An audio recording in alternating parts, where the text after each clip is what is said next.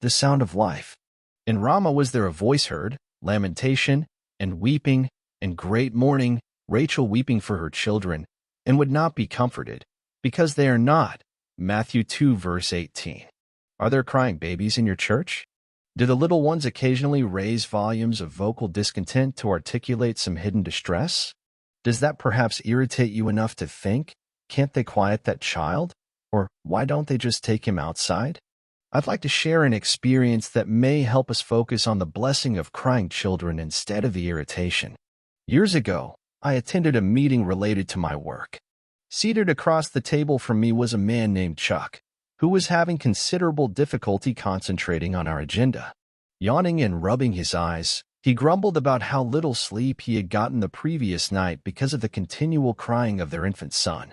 He was clearly focusing on the inconvenience of children instead of the blessing. "Chuck," I said, "I'd love to trade places with you." He stared at me, puzzled. "My house is very quiet," I explained. "Our infant son, our only child, died 3 days ago. Our house is quiet all the time." Psalm 127 verse 3 says, "Children are an heritage of the Lord." With no other options for expressing discomfort, an infant exercises his God-given powers to cry. Certainly, it is appropriate for parents to take a fussing child out of a church service to some private area where they can determine the cause of the discomfort and seek a remedy for it. But when a little one's cries are annoying to us, perhaps we should simply pray for the mother who is trying to comfort her child. And instead of becoming irritated and agitated over the distraction, let us thank God for the sound of life.